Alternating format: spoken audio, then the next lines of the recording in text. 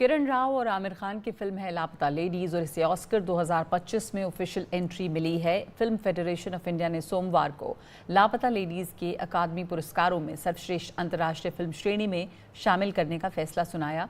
Film का निर्देशन किरण राव ने किया है। इसका निर्माण किरण राव, आमिर खान, ज्योति देशपांडे ने मिलकर किया। इस फिल्म में नितांशी गोयल, प्रतिभा रांटा, स्पर्श श्रीवास्तव, छाया कदम, रवि किशन मुख्य भूमिकाओं में हैं।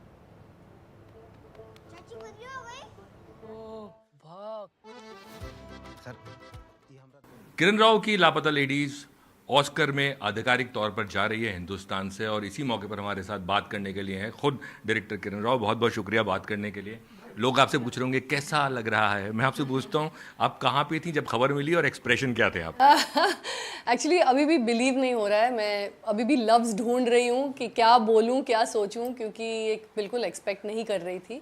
दरअसल मैं कुछ पढ़ रही थी यहीं पे अपने स्टूडियो में, स्टोरी पढ़ रही थी और बीच में मेरे फैमिली के ग्रुप से एक टेक्स्ट आया कि एक मेरे कज़न जर्नलिस्ट हैं, उनके फीड में आया किसी तरह से। तो मैंने कहा नहीं भाई, सब लोगों को गलतफहमी हुई है, लोग पूछ रहे हैं कि कैसा फील हो रहा है अगर आप जाएं। उन्होंने बोला नहीं नहीं, ये आया है अभी बाकायदा फीड, अभी पता चलेगा आपको जब पीटीआई वगैरह में आएगा।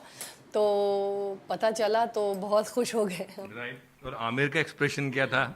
आमिर को हम अब जाकर मिले, क्योंकि हम फ़ोन ट्राई कर रहे थे, वो स्क्रीनिंग में थे तो हम बता नहीं पाए। फिर फाइनली जब फ़ोन लगा और फ़ोन लगी और उनसे बात हुई तो बहुत ही खुश थे।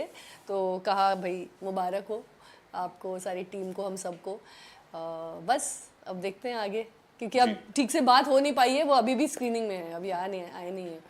देखिए, मैं ये नहीं बोलूँगा कि कॉन्फिडेंस आप में है, लेकिन जब certain kind of cinema work नहीं कर रहा होता है, ऐसे में इस साल लापता लेडीज़ काम करती है, ऊपर से अवार्ड के लिए जाती है, कहीं ना कहीं एक अपने ऊपर विश्वास और इस तरह के कंटेंट पे विश्वास होता है, होने लगा है अब। एक्चुअली जब आप कभी भी कुछ करते हैं, शुरुआत में बहुत सारे प्रश्न होते हैं, सवाल खड़े हो जाते हैं कि आपने विदाउट स्टार्स कहानी बनाई, विदाउट गाने बजाना, कोई ग्लैमरस लोकेशंस नहीं, तो कैसे चलेगी फिल्म, लोग आएंगे क्या, लोग पसंद करेंगे क्या।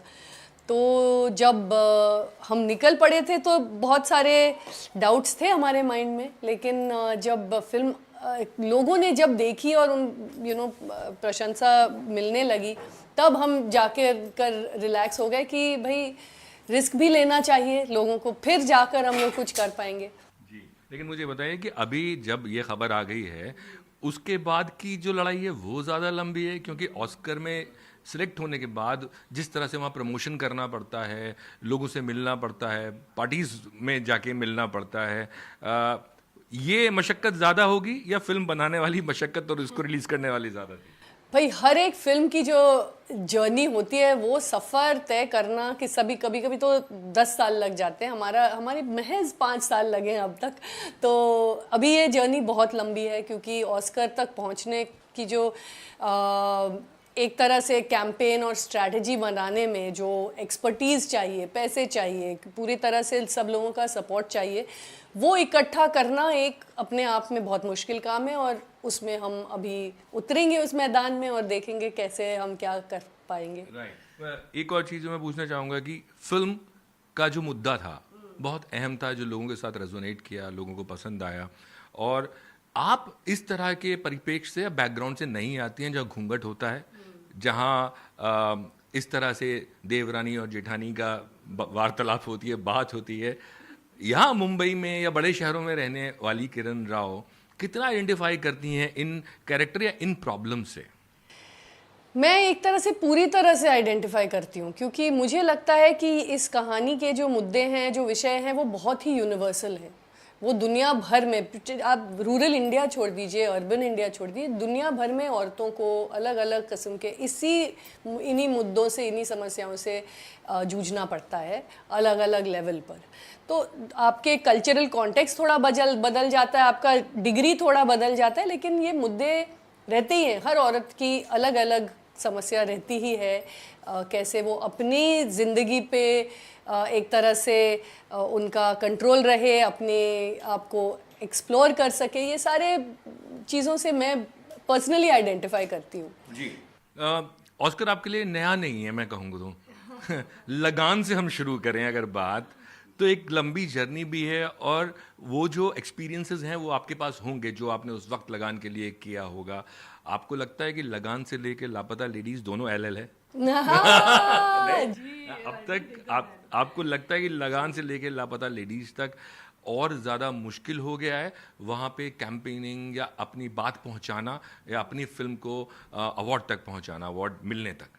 लगान के वक्त मैं एक्चुअली डायरेक्टली इन्वॉल्व नहीं थी, तो मैं कहानियाँ सुनती थी आशु और आमिर से कि ये हुआ था, ऐसा होता है, वैसा होता है। तो अब वैसे बहुत 2 दशक तो हो गए तब उस बात को, लेकिन शायद वही चीज़ें होती होंगी, एक तरह का सिस्टम होता होगा। तो मैं बस बेसब्री से सब न्यूज़ सुनती रहती थी कि अब ये हुआ है, अब फिर नॉमिनेट हुई है। तो उस तरह से अब मुझे रिंग साइड सीट से अभी स्पॉटलाइट सीट में जाने का मौका मिला है, तो खुश नसीब हूँ बहुत। अभी देखते हैं, कोशिश पूरी करूँगी। जी, आखिरी चीज़ पूछूंगा आपसे कि इतना जो फिल्म है लापता लेडीज हुई, धोबी घाट हुआ, ये सब वो फिल्में हैं जो कंटेंट बेस्ड सिनेमा है और एक हर डायरेक्टर का एक प्यार होता है जिस तरह की कहानियाँ वो बनाना चाहता है। लेकिन इसके बाद आप इसी तरह की कहानियाँ बनाएंगी या आप सोच रहे हैं कुछ कमर्शियल पे भी हाथ आजमाया जाए? मुझे लगता है कि इन सारी चीज़ों को मैं कमर्शियल बनाने की कोशिश में ही हूँ कि ये सारी जो आदत पड़े लोगों जी आदत पड़े कि अच्छी अच्छी फिल्में कमर्शियल हो जाएं और जो हम बनाते हैं उसका सामाजिक तौर से कोई तो एक कनेक्शन हो, कोई तो हमारी बातें बाहर आए हमारे कहानियों के द्वारा ना। तो वो तो मैं करती रहूँगी और कमर्शियल जब होता है इसका मतलब है और लोग देखेंगे और बात बढ़ेगी, हम लोग एक दूसरे से बहुत मुश्किल कठिन विषयों पे बात कर पाएंगे। तो वो जारी हमारी कोशिश उसी में रहने वाली है। जाते जाते ये पूछूंगा, अब किस पे काम कर रही हैं इसके बाद? अब काफ़ी अब इसमें ये ऑस्कर के उसमें थोड़ा अभी ध्यान तो देना पड़ेगा, लेकिन मैं 2-3 स्क्रिप्ट्स पे काम कर रही हूँ। एक कॉमेडी है, एक थोड़ा सुपरनैचुरल के स्पेस में, एक हिस्टोरिकल के स्पेस में। अब देखते हैं कौन सा पहले होता है। जी, बहुत बहुत शुक्रिया बात करने के लिए। Thank you so much.